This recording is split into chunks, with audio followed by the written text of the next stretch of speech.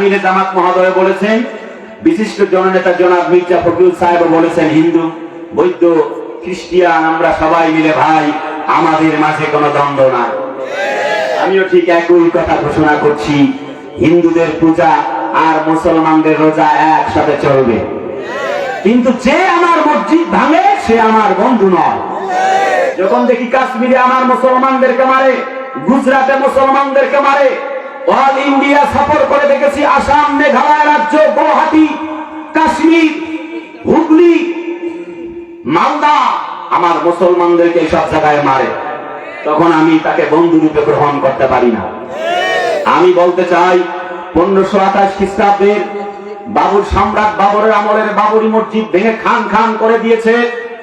আমি বলতে চাই, মোদিজি দাদা, আপনি যদি মুসলমানদের সেই বাঘের লেজে যদি একটু হাত দিতে চান, এই মুসলমান দেখেছেন, মুসলমানদের ইমানের বহর দেখেননি, মুসলমানরা সিংহ শাবকের মতো যদি আবার গর্জে ওঠে, 16 কোটি মুসলমানদের 32 কোটি হাত যদি আপনার দিকে হাত যদি একবার যদি হাত তুলতে চায়, আপনার সে দিল্লির লালবাগ কেল্লায় নারায়ে তাকবীরের আওয়াজ তুলতে কিন্তু বাধ্য হয়ে যাবে।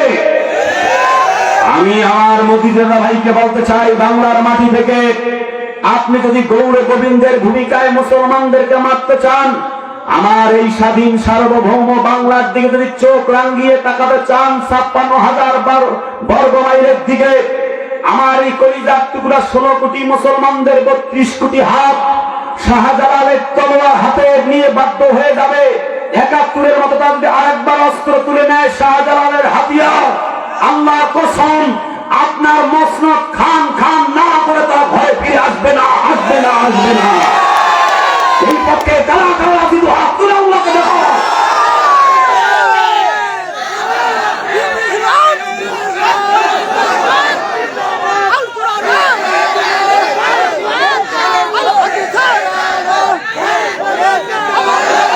লড়াইয়ের ওই ময়দানেতে যেতে তোমাকে হবে, প্রয়োজনে সব রক্তটুকু জমিরেই ঢেলে দিবে।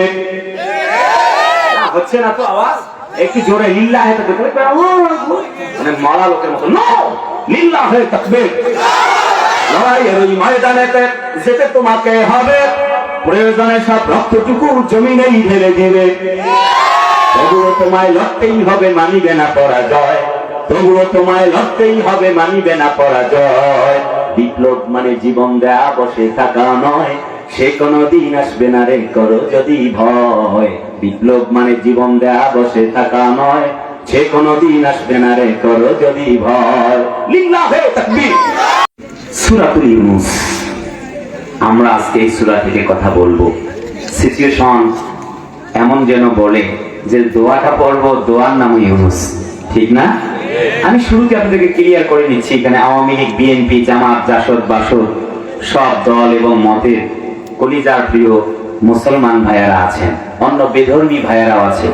তারা আমাদের মানবিক ভাই। হিন্দু আমার ভাই, বৌদ্ধ আমার ভাই। আমি কারোর বিরুদ্ধে বলবো না, আমি বারবার বলবো না শেখ হাসিনা পালাইছে, আমি এই কথা বলবো না। তবে আজকের এই পৃথিবী ইতিহাস বলে কলিজার টুকরা আলেম বৃন্দ পালায় যায় নাই। বিএনপি জামাতের অনেক নেতা কর্মীরা মায়ের খেয়ে জেলে গিয়ে হিমালয় পাহাড়ের মতো দাঁড়িয়েছিল, পালিয়ে যায় নাই। কথা বলে না, ঠিক না? কিন্তু যারা আলেমদের বন্দী করে, জেলখানার কুটিতে বন্দী করে, আয়না ঘর তৈরি করে ইসলাম এবং মুসলমানদের কষ্ট দিয়েছেন, আল্লাহ কয় ওমা কানু মুনজারিন, আমি আল্লাহ তাদেরকে 45 মিনিটের বেশি সময় অবকাশ দেই নাই। কথা বলা লাগবে, ঠিক কিনা? যাক, আমি সেদিকে প্রাসঙ্গিক কথা খুব বেশি বলতে চাইবো না। তবে আল্লাহ বলে, শোনো কুদ্দুস সিদ্দিকী, ফানজুর কাইফা কানা আকিবাতুল মুকাজ্জিবিন, যারা জালেম মিথ্যাবাদী তাদের সম্পর্কে কোরআনে আমি বক্তব্য দিয়েছি, সেটা তুমি পেশ করো। বক্তব্যটা কার? ভাই কথা বলেন, ঠিক কিনা? কার? আল্লাহ বলতে চায় যাতে করে এই নীতি আর কেউ গ্রহণ না করে। সূরা ইউনূস নাযিল হয়েছে মক্কায়, 129টি আয়াত, 16টি রুকু, 11 নম্বর পারা, কোরআনের 10 নম্বর সূরা। আল্লাহ পাক কি বলে একটু আসুন। আল্লাহ পাক বলেন, শোনো, ইয়া আইয়ুহান নাসু ক্বাদ জাআত جاءتكم موعظة من ربكم وشفاء لما في الصدور وهدى ورحمة للمؤمنين. بولي الله أكبر. আল্লাহ ইয়া আইয়ুহান নাস, ওহে মানব জাতি, কদ জাআকুম, তোমাদের জন্য এলো একটি কোরআনে কারীম মাওয়াইজা। আল্লাহ বলেন নাম্বার 1 ইজ এই কোরআন হলো তোমাদের জন্য একটি নসিহত। কোরআনটা কি? হাফিজি কোরআন লাগে, কোরআন হচ্ছে একটা ওয়াজ বা একটা নসিহত কিতাব। শুধু কি তাই নাকি? আল্লাহ বলেন قد جاءتكم موعظة من ربكم وشفاء لما في الصدور. একটু জোরে কম দেখি আল্লাহু আকবার। এই কোরআন যা মুমিন তাদের জন্য হলো অন্তরের ডাক্তার। আল্লাহ বলেন, রব্বুল আমিন বলেন, ওয়া নুনাজ্জিলু মিনাল কুরআনি মা হুয়া শিফাউন ওয়া রাহমাতুল লিল মুমিনিন। জোরে বলুন আল্লাহু আকবার। আল্লাহ বলেন এই কোরআন মুমিনদের জন্য শিফা, নট অনলি দ্যাট, শুধু কি তাই? আল্লাহ পাক আরো বলেন ওয়ালা ইয়াজিদুয যালিমিনা ইল্লা খাসারা। যারা কোরআন বিরোধী, আল্লাহ বিরোধী, যারা কোরআনের মাহফিল সহ্য করে না, 144 ধারা জারি করে দেয়, আলেমদেরকে জেলে বন্দী করে, কথা বলে না, জোরে বলা লাগবে ঠিক কিনা? আমি রাজনৈতিক কথা বলবো না, আমি শুধুমাত্র যা ঘটেছে তার দুই একটি কথা বলবো। আল্লাহ বলে ওয়ালা ইয়াজিদুল যালিমিনা ইল্লা খাসারা। যারা কোরআন বিরোধী তাদের জন্য কোরআনটা হচ্ছে একটা যন্ত্রণার কারণ। ইসলাম কোরআন মানুষগুলিকে হাতের মধ্যে হ্যান্ডকাপ, পায়ের মধ্যে ডান্ডা বেরি পড়ায় ধরায় ধইরা নিয়ে গিয়েছিল। তারা আলেমদেরকে জেলে বন্দী করেছিল, আয়না ঘরে বন্দী। আলেমদেরকে রিমান্ডের নামে প্রহসন করেছিলেন, কোরআনের মাহফিল বন্ধ করে দিয়েছিলেন। তার মানে আল্লাহ তাদের সম্পর্কে ওয়াজ করেন, ওয়াকাল্লাযীনা কাফারু লা তাসমাউ লিহাযাল কুরআনি ওয়ালগাউ ফীহি লাআল্লাকুম তাগলিবুন। যারা কোরআনের মাহফিল বাধা দেয়, কোরআনকে 144 ধারা জারি করতে চায়, আল্লাহ বলেন তারা আবু জেহেলের উত্তরসূরি। কথা কয় ঠিক বলছে রে ভাই। সূরা আমিনা সাজদা 26 নম্বর আয়াত। যারা কোরআনের মাহফিল বাধা দেয় তারা আবু জেহেলের উত্তরসূরি, উতবা উতাইবার উত্তরসূরি, আবু লাহাবের উত্তরসূরি, ফিরাউন নমরুদের উত্তরসূরি। আল্লাহর কসম, মুসলমানের বাচ্চা হতে পারে না, পারে না, পারে না। ঠিক কিনা বলেন? শুধু কি তাই নাকি? আল্লাহ পাক বলে জাতির লোকেরা শোনো, এই কোরআনের মর্যাদা কত বেশি। ওয়া হুদা ওয়া রাহমাতুল লিল মুমিনিন।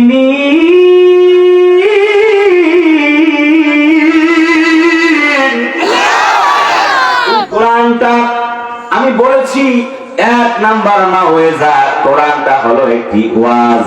2 নাম্বার ওয়াজ শিফা, কোরআনটা হলো একটি শিফার কিতাব। 3 নাম্বার আল্লাহ বলেন এই কোরআন হলো একটি হেদায়েতনামা। আল্লাহ পাক সেটাও বলেছেন, ওয়ানাজ্জালনা আলাইকাল কিতাবা তিবয়ানাল লিকুল্লি শাইইন ওয়া হুদান ওয়া রাহমাতান ওয়া বুশরা লিল মুসলিমিন। আল্লাহ বলে এই কোরআনে কারীমটা তোমাদের জন্য হলো একটি হেদায়েতনামা। আমি সকল বিষয় কোরআন শরীফে বর্ণনা করে দিয়েছি। কত গুরুত্বপূর্ণ কথা এই কোরআনে আল্লাহ পাক বলেছেন।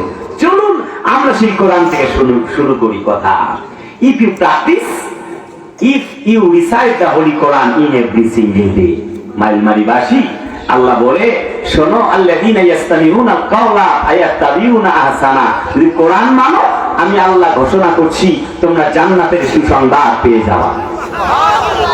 সুবহানাল্লাহ। কোন না original book in the world. এই যে কিতাব, এই কিতাবটা একটা জেনুইন কিতাব, এর উপরে আর কোনো গ্রন্থ নাই। This is the book there is no doubt in the holy Quran who those are for মুত্তাকিন। আল্লাহ কয় যালিকাল কিতাব লা রাইবা ফি, এই কিতাবে কোনো সন্দেহ নাই, অতএব কোরআনটা মানো। এই যে আমার যে সন্তানটাকে কলিজার টুকরা ছোট্ট বন্ধুকে আমরা আজকে হাফেজে কোরআনের মাথায় পাগড়ি পরিয়ে দিলাম, এর চেয়ে সম্মানিত আজকে এই কওমে, এই এলাকায় আর কেউ নাই। কথা বলে না, ঠিক কিনা? একটু গভীর মনোযোগ।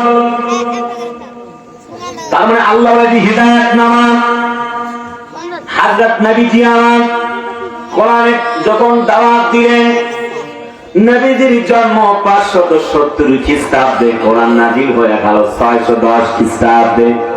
পৃথিবীর সব থেকে বড় ইউনিভার্সিটি, ইউনিভার্সিটি হেরা গুহা নামক যখন গুহার প্রান্তরে কোরআনে কারীম নাযিল হয়ে গেল, হযরত নবীজি কোরআন পেলেন যখন 610 খ্রিস্টাব্দে সাফা পাহাড়ে দাঁড়ালেন, তখন নবীজি বললেন কুলু লা ইলাহা ইল্লাল্লাহ তুফলিহুন। কোরআন পড়ো, ঈমান আনো, আল্লাহ ছাড়া আর কোন মালিক নাই। জিজ্ঞেস করতে চাই, আল্লাহ ছাড়া আর কোন মালিক আছে নাকি? নবীজি আমার কোরআনের দাওয়াত দিলেন যখন, চতুর্দিক থেকে বাধা শুরু হয়ে গেল, তখন নবীজি তখনও বললেন হুদাও ওয়া রাহমাতুল লিল মুমিনিন।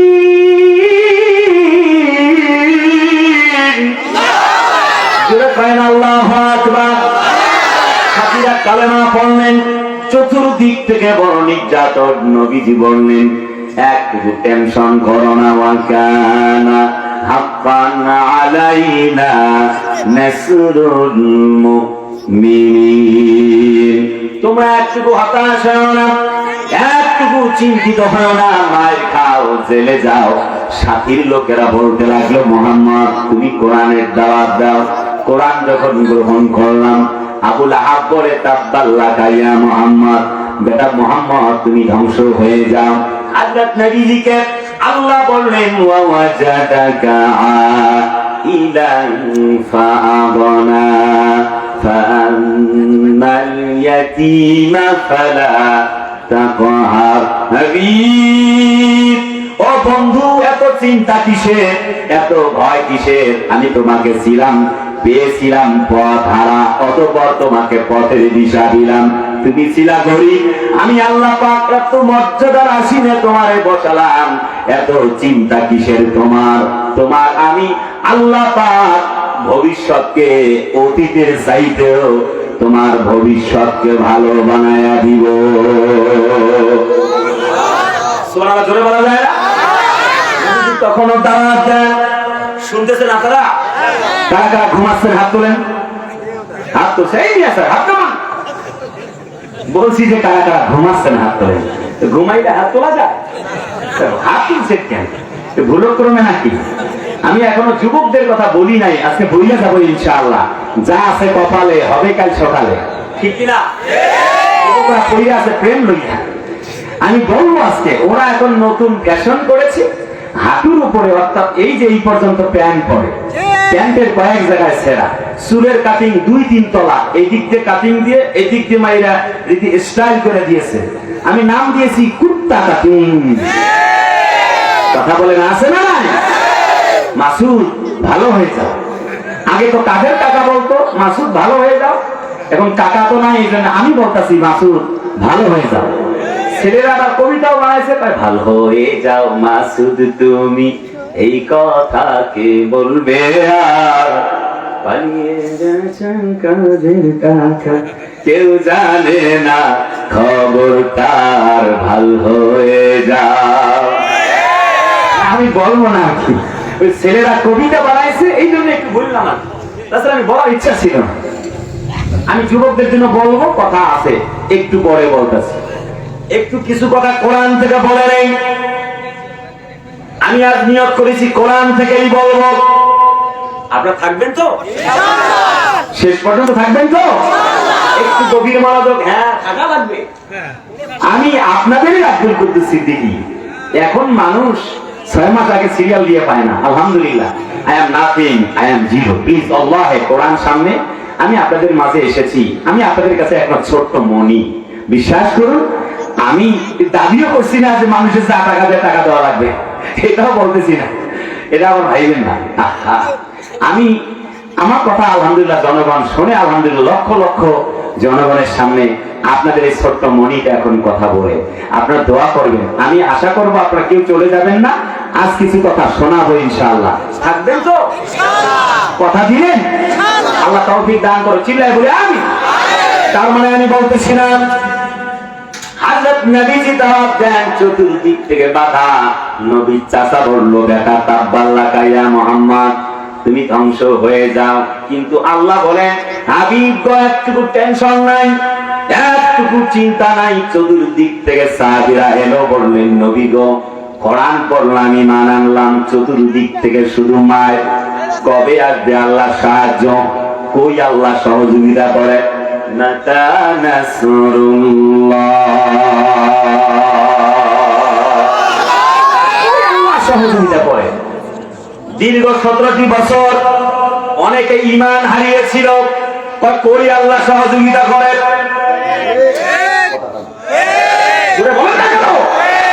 কই আল্লাহ? আল্লাহ যেন বলতে চায়, ওয়াকানা হাক্কান আলাইনা নাসরুল মুমিনিন। আমি আল্লাহ তোমাদের জন্য সাহায্যকারী হিসাবে, আমি আল্লাহ রাব্বুল আলামিন তোমাদের সাহায্যকারী হিসাবে তোমাদের সাহায্যের কথা বলছি। তোমাদের সাহায্যটা আসবে তা অতীব নিকটে। ওই ছাত্র জনতা চেয়েছিল কোটা, আল্লাহ দিয়ে দিয়েছে গোটা। বলবেনি? কথা বলেন ঠিক না? ছাত্র বন্ধুরা চাইল কোটা, আল্লাহ দিছে গোটা। খেলা কার? আরে কথা বলে না, জোরে বলে কার? আমি সেদিকে কথা বলতে চাই না। আমি শুধুমাত্র বলবো, নবীর কাছে যখন চতুর্দিক থেকে সাহাবীরা ঘেরাও করে রেখেছেন, কাফের বেঈমানরা নির্যাতনের জন্য যখন স্টিম রুলার চালায়, আবু জেহেল একটি বড় পাথর নিলেন, বিশ্ব নবীজিকে এখনই জমিন থেকে বিদায় করে দিবেন। পাথর মেরেছেন। আল্লাহ বলে, হাবিব গো চতুর্দিক থেকে তোমার উপরে নির্যাতন, একটুকু ভয় নাই, চিন্তা নাই। ওয়ালা তাহিনু ওয়ালা তাহজানু ওয়া আনতুমুল আ'লাউনা ইন কুনতুম মুমিনিন। কোনো ভয় নাই, একটুকু চিন্তা নাই, দুঃখ করো না, কষ্ট পেও না, একটুকু হতাশ হয়েও না, চিন্তাগ্রস্ত হয়েও না। কথা দিলাম, যদি তোমরা মুমিন হও তোমরাই বিজয় লাভ করবে। জোরে কন্যা সুবহানাল্লাহ। রোম পারস্য সম্রাটের সামন দিয়ে যুদ্ধের ময়দান বিজয় লাভ করে চলে আসছেন হযরত আব্দুল্লাহ ইবনে হুযাফা। রোম সম্রাট তৎকালীন যুগে সুপ্রিম পাওয়ার, এক প্রধানমন্ত্রী ঘুম আর খুনে রাজত্ব কায়েম করে এককভাবে তিনি যতদিন মরে নাই আমিত্ব ক্ষমতায় থাকতে চান। চলে আসছে হযরত আব্দুল্লাহ ইবনে হুযাফা তার বাড়ির সামন দিয়ে, রাজপ্রাসাদের সামন দিয়ে যায়। কে গো তোমরা? তাকবীরের আওয়াজ দাও। না, আব্দুল্লাহ ইবনে হুযাফা বলে, এই দিকে আয় বেটা। আসছে, হাত পা বাঁধো। বাঁধা হলো, পিটিয়ে রক্তাক্ত করে তীর নিক্ষেপ করে ডান হাতে তীর মারা হলো, রক্ত বের হচ্ছে। বাম হাতে একটা তীর নিক্ষেপ করা হলো, বাম হাত ফেটে, হাতগুলি ফেটে রক্ত পড়তেছে। হযরত আব্দুল্লাহ ইবনে হুযাফা চোখ বেয়ে পানি পড়ছে, মাইরের আঘাতে চতুর্দিক থেকে মারছে ঘোড়ার চাবুক দিয়ে, আর হাতে তীর মারছে। বেটা তোরা আল্লাহু আকবার মানে কিসের আল্লাহ তাআলা মানি না? হযরত আব্দুল্লাহ ইবনে হুযাফা বলেন, শুধু তীর নয়, আমি আব্দুল্লাহ ইবনে হুযাফা ঘোষণা করছি 1000 বার জীবন দিতে পারি, একটি মুহূর্তের জন্য আল্লাহকে ছেড়ে যেতে পারি না। কানা হাক্কান আলাইনা নাসরুল মুমিনিন। জিজ্ঞেস করতে চাই, আল্লাহর সাহায্য আছে না নাই? কাহিনী অনেক লম্বা, আমি বাইরা ওয়ে খুব দ্রুত আমাকে শেষ করতে হবে। আমি লম্বা করে কাহিনী বলতে গেলে সময় লাগবে, শর্ট করে 3 ঘন্টার ওয়াজ 3 মিনিটের কাহিনী আমি বলতে চাই। একটু গভীর মনোযোগ, attention please dear brothers and sisters, প্রিয় কলিজারা বন্ধুরা, একটু মনোযোগ দিয়ে শোনার বড় প্রয়োজন। হযরত আব্দুল্লাহ ইবনে হুযাফার উপরে অমানবিক নির্যাতন শুরু হয়ে গেল। বলছে, বেটা সার্বি কালমা, no never, how is it possible, it's impossible subject for me. এটা আমার জন্য অসম্ভব ব্যাপার, এটা কি করে হয়, এটা আমি করতে পারি না। তো আমি তো নবীর সাহাবী, আল্লাহকে বন্ধু রূপে গ্রহণ করেছি। সুবহানাল্লাহ বলবেন না? আল্লাহ বলেন, আলা ইন্না আউলিয়া আল্লাহি লা খাউফুন আলাইহিম ওয়া লা হুম ইয়াহজানুন। আল্লাহ যেন হযরত হুযাইফাকে স্মরণ করিয়ে দিচ্ছেন, হুযাইফা একটু ভয় করো না, যারা আমি আল্লাহর বন্ধু হয়ে যায়, যারা আমি আল্লাহকে গ্রহণ করে, আমি আল্লাহ তাদের বন্ধু হয়ে যাই, তাদের কোনো ভয় নাই, তাদের কোনো চিন্তার কারণ নাই। হযরত আব্দুল্লাহ ইবনে হুযাফাকে 1 নম্বর প্রস্তাব দেওয়া হলো, যদি তুমি কালেমা ছাড়ো, আমার রাজত্বের অর্ধেক তোমার এক্ষুনি লিখে দিব, আমার মেয়ে অপূর্ব সুন্দরী, তার সঙ্গে তোমার বিয়ে দিব, আমি মারা গেলে আমার উত্তরাধিকারী সূত্রে তুমি রাজা হয়ে যাবে, বলো তো দেখি তুমি রাজি কিনা। হযরত আব্দুল্লাহ ইবনে হুযাফা বললেন, যা দেওয়া সম্ভব, যা দেওয়া সম্ভব না তাও যদি আপনি আমারে দেন, গোটা রাজত্ব এই মুহূর্তে যদি লিখে দেন, দুনিয়ার সমস্ত সুন্দরীকে যেন যদি আমার সঙ্গে বিয়ে দেন, ওয়াল্লাহি বিল্লাহি তাল্লাহি, আল্লাহর কসম একটি মুহূর্ত আল্লাহকে ভুলে যেতে পারি না। নির্যাতন শুরু হয়ে গেল। সঙ্গে থাকা 50 জন সাথীদের একজনকে ধরা হলো। অপূর্ব সুর আর ছন্দ, কি চমৎকার মায়াবী চেহারা, হৃষ্টপুষ্ট, লম্বা চৌড়া, হাত পা বেঁধে যখন তাকে উষ্ণ গরম পানি করে অগ্নিশিখাময় গরম পানি বানানো হলো, বড় একটি ডেকসিতে করে, ড্যাগে করে, একটি পাতিলে করে, হযরত আব্দুল্লাহ ইবনে হুযায়ফার সঙ্গে থাকা নবীর সাহাবীকে যখন ড্যাগের মধ্যে ফেলায়া দেওয়া হলো, বলে, আব্দুল্লাহ রে, এতক্ষণ তো তীর নিক্ষেপ করেছি, চাবুক দিয়ে পিটিয়েছি, এখন যদি কালেমার আওয়াজ ছেড়ে না দাও, এক্ষুনি তোমাকে তোমার এই সঙ্গীর মতো পানিতে, গরম পানি, অগ্নিশিখাময় আগুন দীপ্ত গরম পানিতে ফেলে মারবো। হযরত আব্দুল্লাহ ইবনে হুযাফা দুটি চোখের পানি ফেলায়া দিয়া কান্দে, একটু টেনশন নাই, কোনো চিন্তিত নাই, এই জীবনটা আল্লাহর কাছে বিক্রি করে দিয়েছি। ইন্নাল্লাহ হাশতারা মিনাল মুমিনিনা আনফুসাহুম ওয়া আমওয়ালাহুম বিআন্না লাহুমুল জান্নাহ ইউকাতিলুনা ফি সাবিলিল্লাহি ফায়াকতুলুনা ওয়া ইউকতালুন। জোরে কন্না আল্লাহু আকবার। আল্লাহ বলে, তোমাদের জান আর মালটা আমি আল্লাহ পাক নিব। জান অথবা মাল, তোমার যদি জীবনটা দেওয়ার আগে আমি আল্লাহকে তোমরা দিবা, আমি আল্লাহ তোমাদেরকে জান্নাতের মালিক বানায় দিব। জোরে কর না সুবহানাল্লাহ। আমার সকল কিছু যদি চলে যায় তবু যাক চলে, শহীদ নামের ওই ফুলের মালা আমি পরব গলে, শহীদ নামের ওই ফুলের মালা আমি পরব গলে। লিল্লাহে তাকবীর।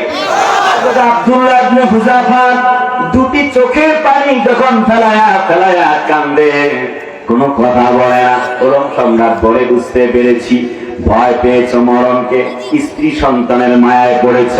হযরত আব্দুল্লাহ ইবনে হুযাফা কোনো কথা বলে না।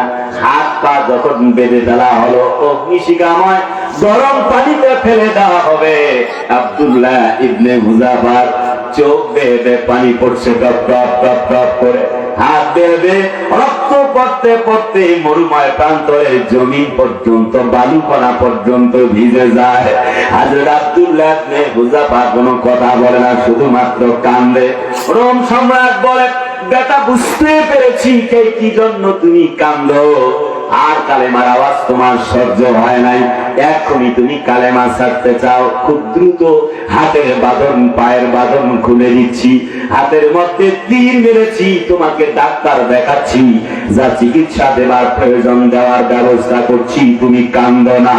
হযরত আব্দুল্লাহ ইবনে হুযাফা আসমানের দিকে এক আঙ্গুল উঁচু করে চিৎকার মেরে বলছে, নারায়ে তাকবীর। শোনো রে রোম সম্রাট, ইয়া কালবা রোম, সিরাত ইবনে হিশামে এসেছে, তাফসীরে ইবনে কাসিরের বর্ণনা।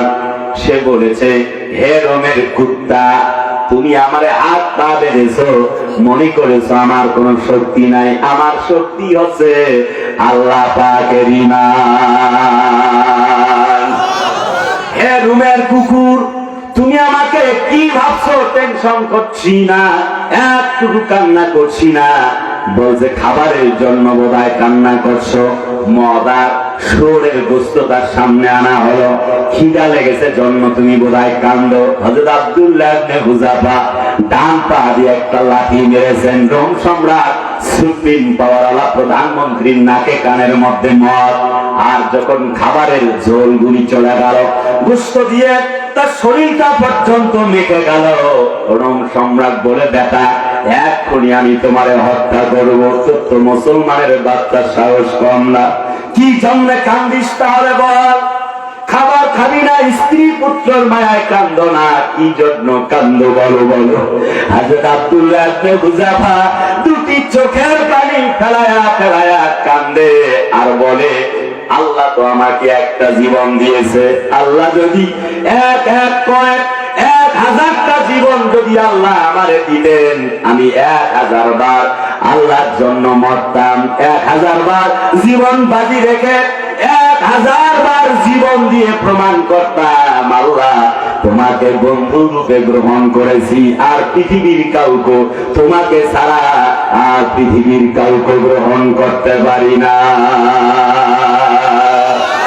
পৃথিবী না জানো আমি তো জানি, আমি কি পাপ করেছি, হায় আমার পাপে করলে বিচার, বাঁচার আমার নাই উপায়, দয়াময় তুমি মাফ করো আমায়, মাফ করো আমায়।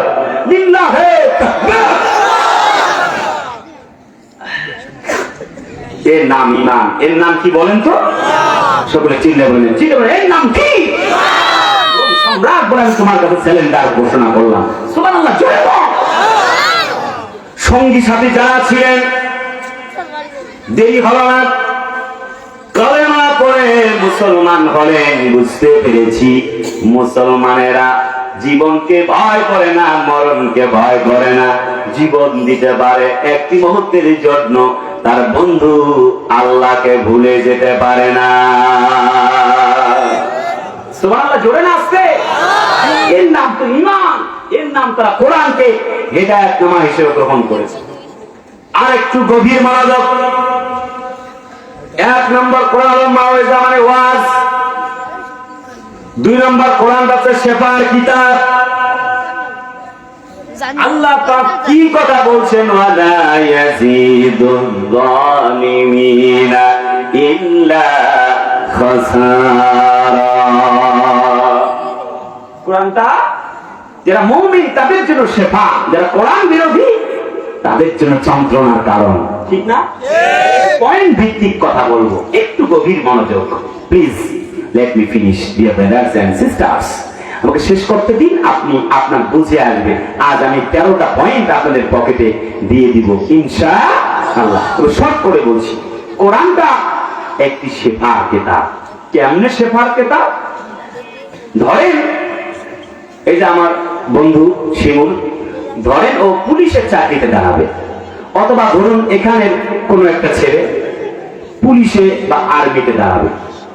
যা দরকার 6 ফিট লম্বা, 5 ফিট 6 ইঞ্চি হইলে হয়, 6 ফিট লম্বা, হৃষ্টপুষ্ট চেহারা, ওজন লাগে 65, ওর যা আছে 65 সবকিছু এক্সাক্ট, অল আর এভরিথিং ওকে। কিন্তু একটা আঙ্গুল জন্ম থেকে বাঁকা। কথা বলে চাকরি হবে? চেহারা ভালো, ওজন ঠিক আছে, হৃষ্টপুষ্ট, 5 ফিট 6 ইঞ্চি হলে হয়, ওই ব্যাটা হচ্ছে 6 ফিট। কথা বলে কয় ফিট? আঙ্গুল একটা বাঁকা, সব ঠিক, আঙ্গুল একটা বাঁকা। চাকরি হবে? কথা বলে না, চাকরি হবে?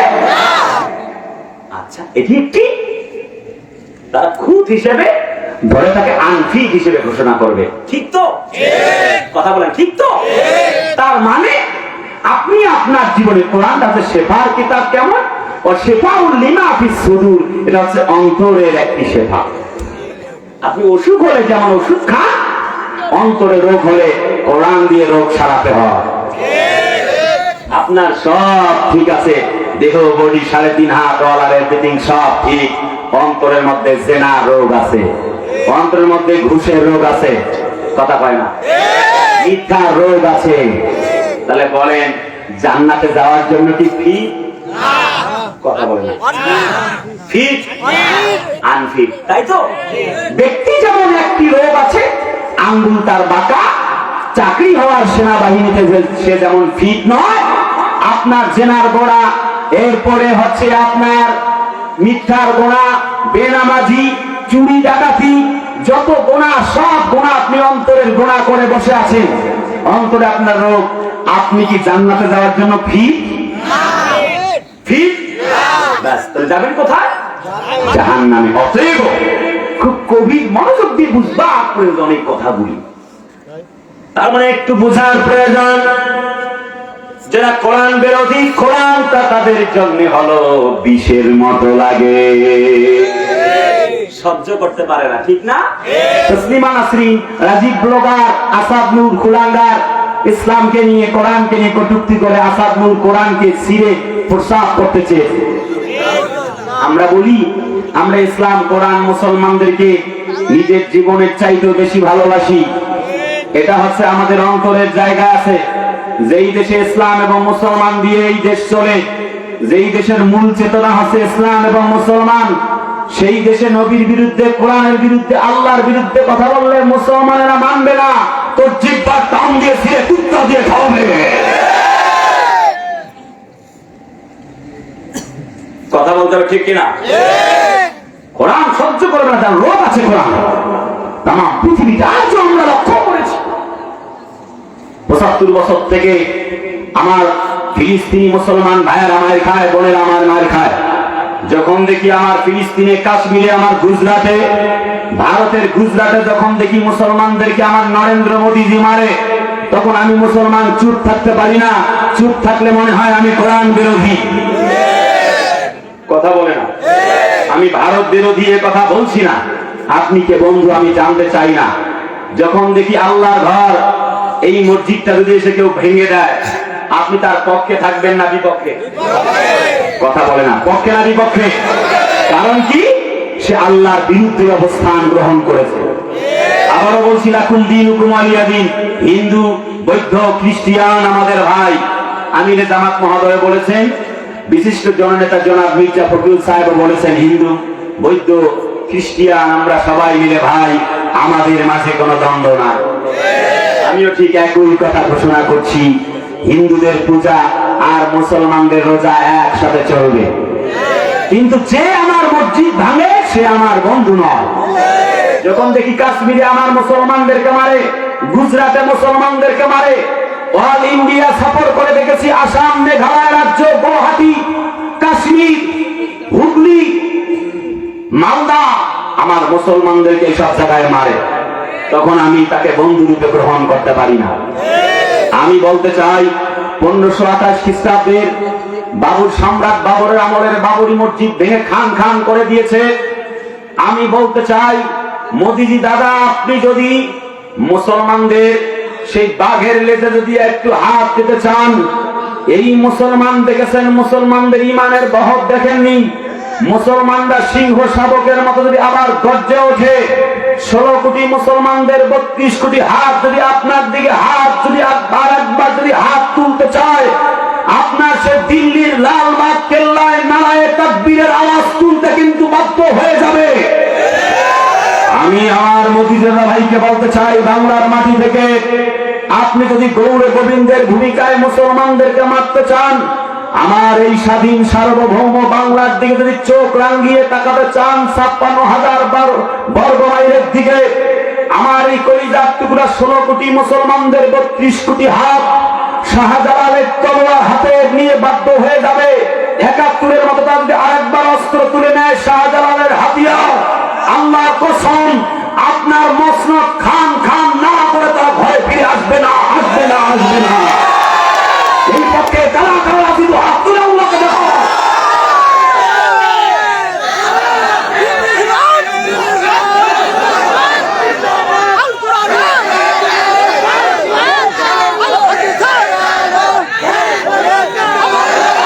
লড়াইয়ের ওই ময়দানেতে যেতে তোমাকে হবে, প্রয়োজনে সব রক্তটুকু জমিনেই ঢেলে দিবে। হচ্ছে না তো আওয়াজ? একটু জোরে লিল্লাহে তাকবীর, মানে মারা লোকের মতো নো, লিল্লাহে তাকবীর। লড়াইয়ের ওই ময়দানেতে যেতে তোমাকে হবে, প্রয়োজনে সব রক্তটুকু জমিনেই ঢেলে দিবে। তবুও তোমায় লড়তেই হবে, মানিবে না পরাজয়। তবুও তোমায় লড়তেই হবে, মানিবে না পরাজয়। বিপ্লব মানে জীবন দেয়া বসে থাকা নয়, সে কোনদিন আসবে না রে করো যদি ভয়। বিপ্লব মানে জীবন দেয়া বসে থাকা নয়, সে কোনদিন আসবে না রে করো যদি ভয়। লিল্লাহে তাকবীর। কলিজার টুকরা পঞ্জলের আওয়াজ, একটু গভীর মনোযোগ। আগে বলবেন না, আচ্ছা। আল্লাহ পাক ইউরিদুনা লিইউতফিউ নূরাল্লাহি বিআফওয়াহিহিম আল্লাহু মুতিম্মু নূরিহি ওয়ালাউ কারিহাল কাফিরুন। জোরে কোন দিকে আল্লাহু আকবার। আল্লাহ বলেন তারা চায় মুখের ফুৎকারে আমার দ্বীনকে, ইসলামকে মিটিয়ে দিবে। আমি আল্লাহ চাই আমার দ্বীনকে উঁচা করবই। এমন কোন মায়ের বেটার সাধ্য নাই ইসলামকে মিটাতে পারে। একটু শর্টকাট করে শোনা প্রয়োজন বন্ধুরা। তাহলে বলতেছিলাম, আল্লাহর এই কোরআনটা হচ্ছে মুসলমানদের জন্য সেবা। কেমনে? হুনাইনের যুদ্ধ শেষ, আপনারা আছেন না? না আছেন তো?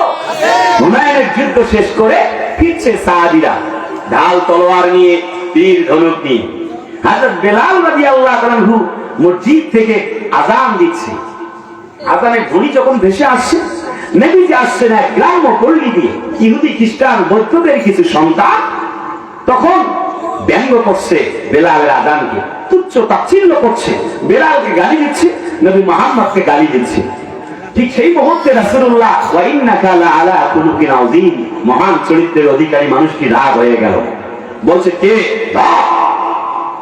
সাথীরা 10-12-15 জন যুবক ছিল ওখানে, ইহুদি খ্রিস্টান, তাদের ধরে নিয়ে আসছে।